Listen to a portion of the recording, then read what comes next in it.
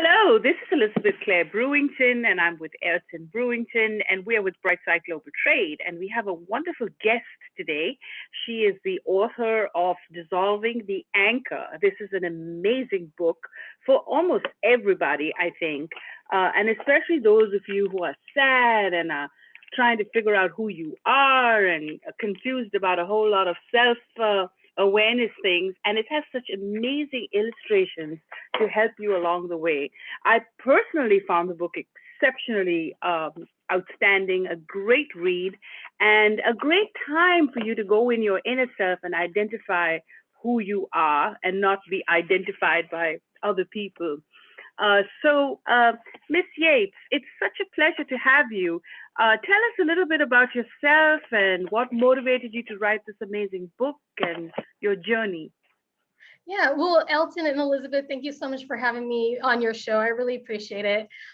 Just to share a little bit about me and how I got to writing this book, I have a company called Lovemark. It's spelled Luvmrk, and the company that I have, it's about providing programs like different transformative workshops and multimedia productions in order to have a way to promote self-empowerment in order to foster social, emotional, and mental wellness. And I also offer trainings on diversity, equity, inclusion in order to endorse the humanizing views of each other, so we can be able to respect each other and be able to create more equitable and inclusive environments.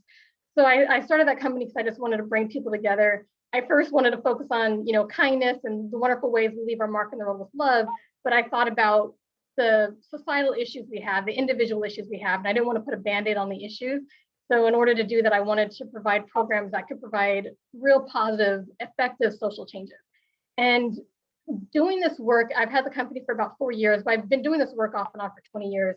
But with my company, providing my own programs and creating them and customizing them for the people I work with, it's had me realize the impact it's making and how people are responding to it.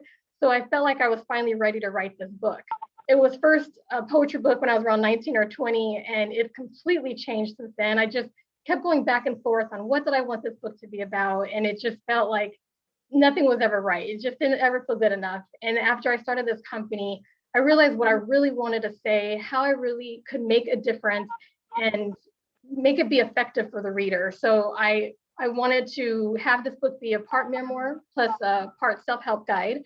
And it is a real raw look at what it's like, or what it was like for me, and the experience that I have or had that made me have negative self-image, that built my low self-esteem.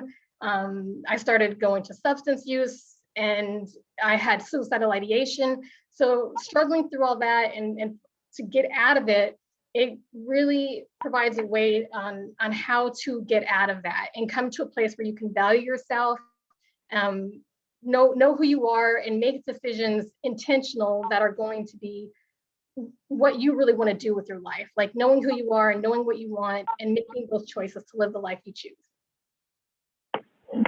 Living the life on your terms, living the life Yes. you choose. I think that takes so much of therapy and hours of discovery, and this is your ticket to getting fast tracked to that point with, are you going to live on your terms? I love that. I really do. Um, so, Well, I mean, I'm by the title and your description, it evokes some messaging that the average person probably needs to explore. And I'm excited about this time here right now that we can really delve into the book and understand what the contemplations for development might be, and how do we, start to unveil all the layers of conditions that keep us from being the great mind and consciousness that we're able to. So I'm excited about this. This is amazing, and thanks for writing the book.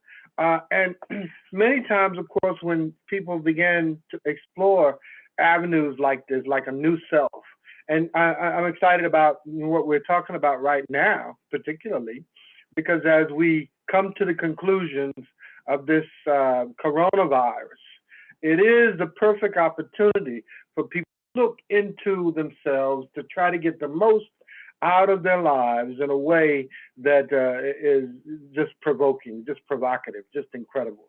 And so in the book, there's so many elements that you uncover. There's four things I want to talk about. One is there's a chapter in your book about loneliness began in the house.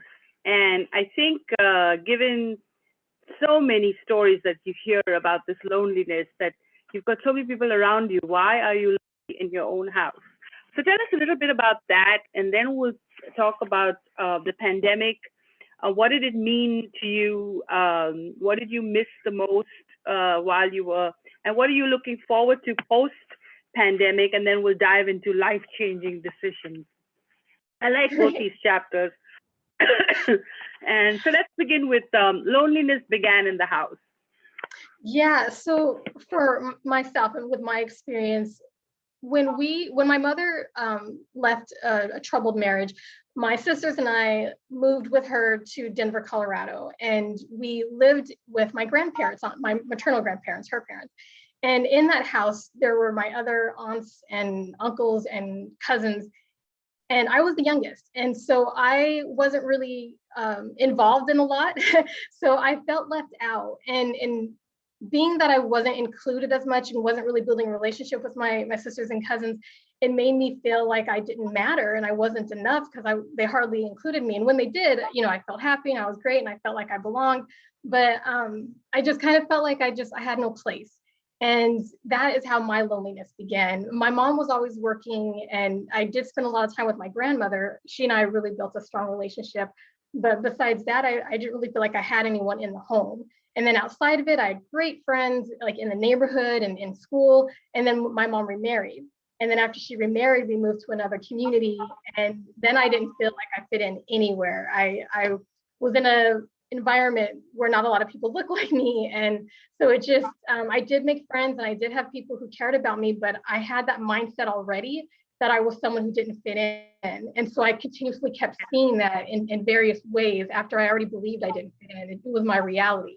And so it was hard to have real genuine relationships, even though I had good friends and things happen between friends. We don't always treat each other the best or whatever, but I just kept on believing I didn't matter and I wasn't enough and that I was alone. Yeah, that's such that happens all the time, because especially when you're displaced and you have divorce or loss of job or loss of business, and you have to move, and then you have to move in with somebody else and adjust to their life, and then you've kind of lost yourself in the mix because you're living with somebody else. And so that's always such a hard place. I know for me, my go-to is writing. So my magazine, took me through a lot, because every time I wanted to dream a little or do things, that was my go-to. So what was your go-to how did you get out of this loneliness? What was your go-to during that time? We actually have that in common. So writing was what worked for me as well. More specifically, it was poetry.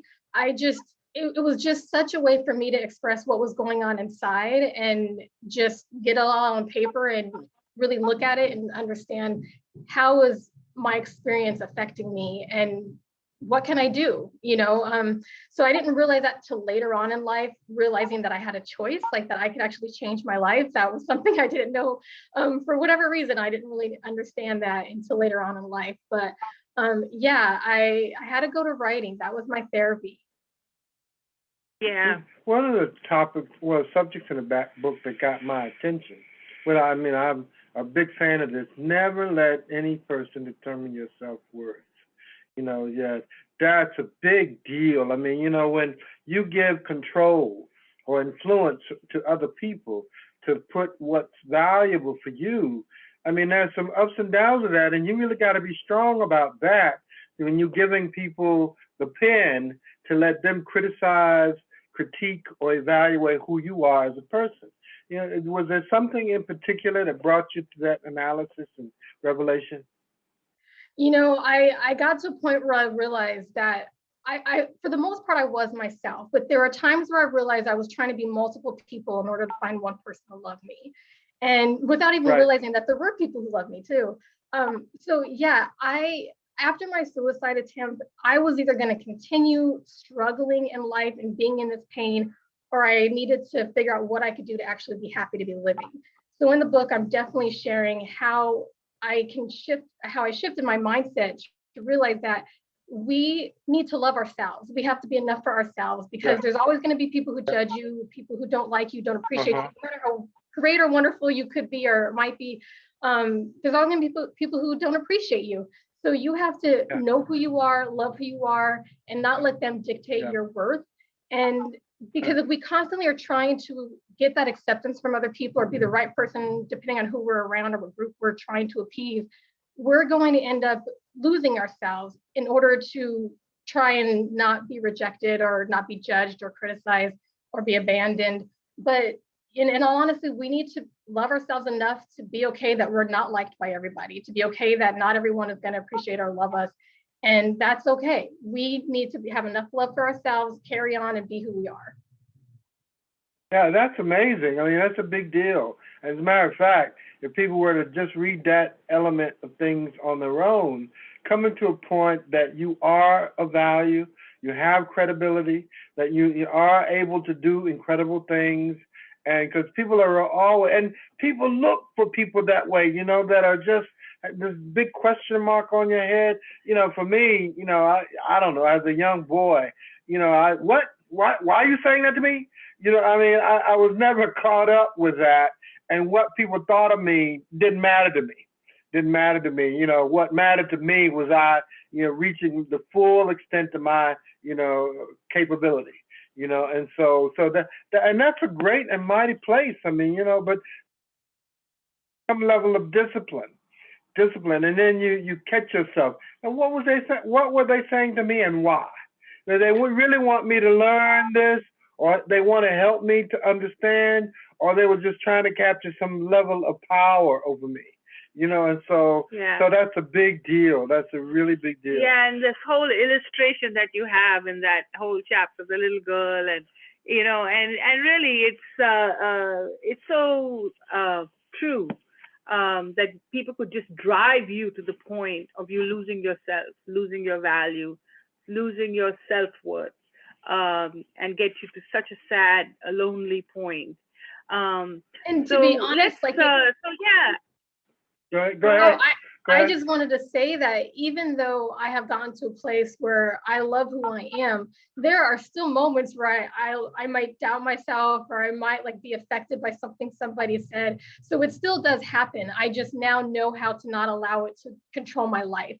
And I now realize, okay, I'm hurt by them feeling this way about me or saying this about me, but I'm gonna get over it because I know who I am. So I still have those moments. Yeah. Yeah. People are going to talk about you. As a matter of fact, I think that if you're not doing anything, then they won't. But if you're doing anything positive, they're always going to have something to say about it. Yeah, I know. Yeah. So at the end of the day, now you've got quite a few areas of tackle and target. I mean, sounds like a workshop haven. Yeah, I mean, to this do book workshops with. I it, mean, it has illustrations, and it is really a workshop haven. have you done any? Yes, that's what she does with Okay. her love. Yeah, well, first I do want to Yeah. mention, since you mentioned the illustrations, I do want to point out that I thankfully had several people just worldwide participate in providing art for this book. So I'm thankful to them. But yeah, answer to your question, Elton, I do workshops. I do self-empowerment workshops, and I also do diversity, equity, inclusion workshops. I want to make sure people value themselves, value other people. So yeah, it's definitely a part of what I do. Yeah, and I think there's a chapter says dissolve. The whole thing about this anchor, right? That we're holding on to all this baggage and problems, and then So tell us about the title, dissolving the anchor. Elton actually brought a good segue to that. Yeah, how did you come up with such a great title? Yeah. It just came to me, but with the word anchor, for me, I look at it as it's holding you back, it's restraining you. And so, because some people do see it in a positive way, like it's grounding you. And so I just have a different, that is part of what it can be, but I also have a different take on it where, to me, I feel like it's holding you back. So the anchor could be anything in your life that is holding you from being your true self, holding you back from having happiness, living the life that you want to live. So it's about being aware of what has caused your anchor. So you have to get back to realizing, what did you experience or what did you learn from your family, from peers, from school, from the media, your environment. Just there's so many different factors that are shaping our perceptions, and you have to be aware of what shapes those views that you have, the beliefs that you have, because once you're aware of it, then you can no longer accept those views as truth, accept those teachings as truth. So that's what the anchor is about. It's realizing what has brought on your negative self-image, anything of you not believing in yourself, whatever it is that is holding you back from enjoying life, that's your anchor. And once you realize what is your anchor, then you can realize what ways you can unravel yourself from having it control your current life. And that's just amazing. Yeah. And then this chapter, dissolving the anchor, I think here's where she gives her tips of self-care, staying balanced, really simple things like meditation, eating healthy, exercising, acupuncture, creating art. And I think these are great tips. And so you need to buy this book and really get into it, read it. And then if you need more, you can talk to her about doing a workshop with your group or your church or your a club or your office or workplace. This might be a great opportunity to get the book and do an exciting event, especially now that we're coming out of COVID. Many of us have learned so much about ourselves that we didn't know before, because when you're locked down, you're on your own, you're not used to going where. What was the thing that you missed the most during the lockdown? Going to the movies? What was it? The thing that I missed the most was going out to restaurants. I love to go try new restaurants. I love eating.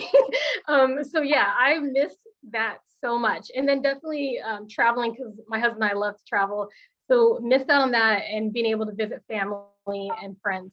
That was tough.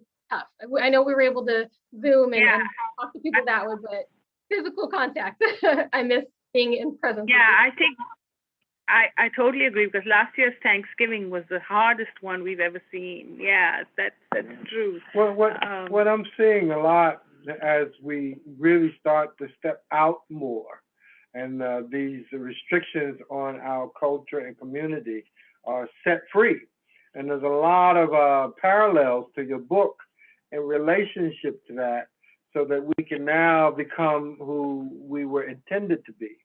And so, thinking on that, the empowerment aspect and the releasing the restriction aspect. And so at the same time, like, I don't know if you've ever driven a straight driven car with the shift in the floor, where you're driving and you shift from one gear to the next. You mash the clutch, and then you put it in gear, and then you mash the gas. There's a little equilibrium, a time frame where there's no power. You don't mash the gas, there's no power. So at that point where you shift from one gear to the next, is what we're basically doing now. You've collected everything you needed to, and now we're shifting into third gear and mashing the gas to go faster with more power. And this is real, and this is ironic, and this is what I'm finding a lot of people are very fascinated by. They're very inspired to explore. And so your book seems to be hitting that right on the head. Yeah. And so how do we engage your book with our audience and people that would like to achieve that aspect of real power, real capacity, real capability, while also infusing some discipline and some disciplines, so that we don't fall back into kind of like, losing weight. You don't want to lose the weight only to gain it back. You want to, now you're in this place where you're moving and you want to hit the gas and keep going and keep going. And so yeah, wow. What an amazing book. Yeah. Our audience, we've got a pretty wide audience, and they're very interested in this kind of dialogue, and they'd be interested in a structured perspective about how they could do these kind of things principally. I mean, even I don't know, a 70 or 80-year-old, and and if they're inspired, I'm amazed by 80-year-olds who want to learn things. I mean, an 80-year-old I just want to learn how to do it. Yeah. I mean, that's because you think that a lot of people, they get to that age and I don't want to learn anything. I've learned all that I want to learn. I mean, it's all in my head. I know it all. Yeah. Yeah, and I think it comes to the last chapter in your book is be the change you desire. So after you've discovered all these things and the frequently persistency, affirm who you are. So, this is a lifelong journey of discovering who you are.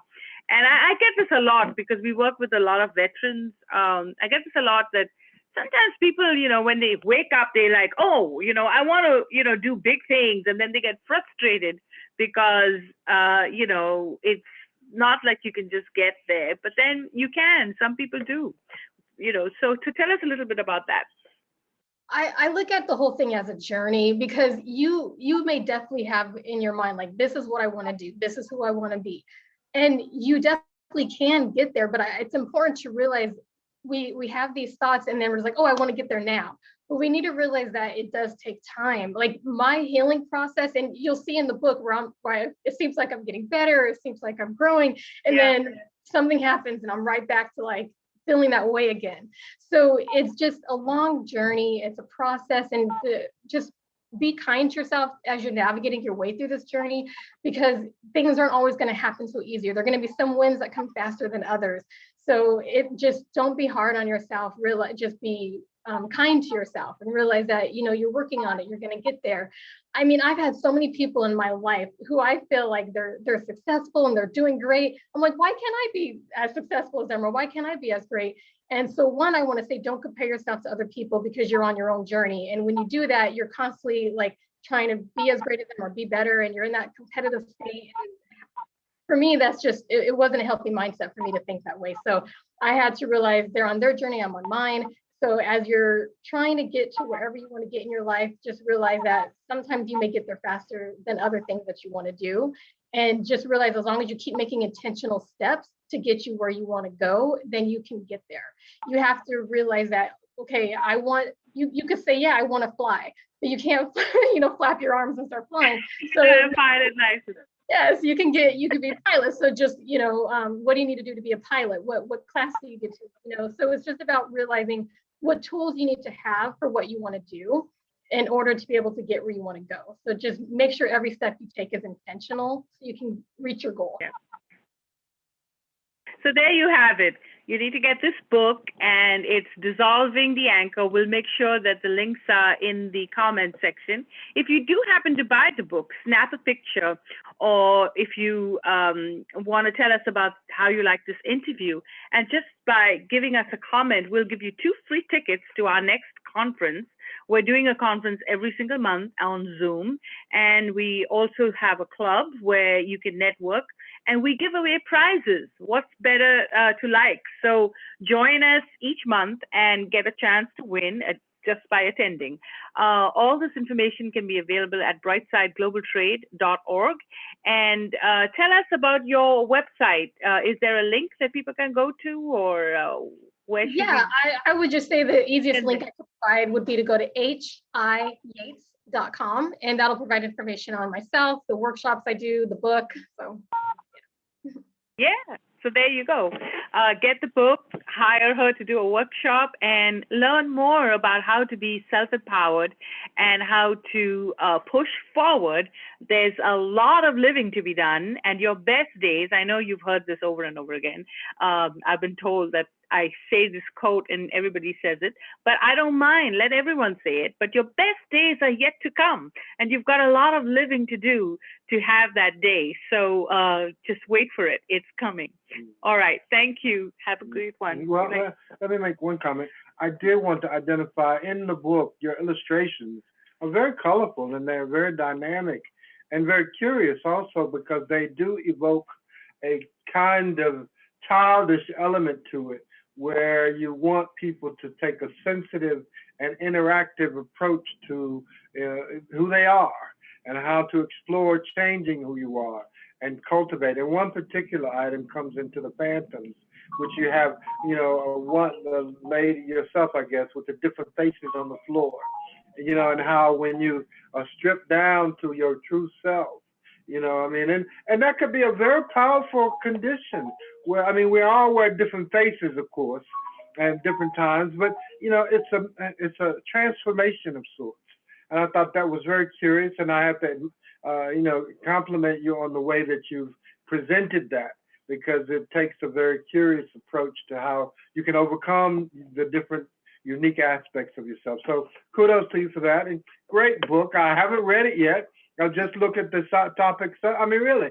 But, when you think about who you are and on the road to who you're becoming, the challenges and the obstacles and the friendly gifts and benefits that you have about that, but I think it's delightful that when you can laugh at yourself, when you can look at yourself and not be so serious and not get so caught up. Oh, that was so stupid. You know what I mean? You think about, why did you do that? That's a big deal, and it offers tremendous power. So kudos to you for the book. Yeah. And we're telling our people to explore the book. And also, after this recording, we want to spend a little time to talk with you about the prospect of getting some of our audience involved with your workshops and talking to them about the transformation. Because I'm really excited about the prospect for people coming out of this COVID with an enormous gift of self. So check out www.hiyates.com about the book and about booking her to your next workshop, and for videos like this, and for a chance to win and prizes every month. Join us at brightsideglobaltrade.org. You're watching Brightside Global Trade TV, and thank you so much for streaming with us today.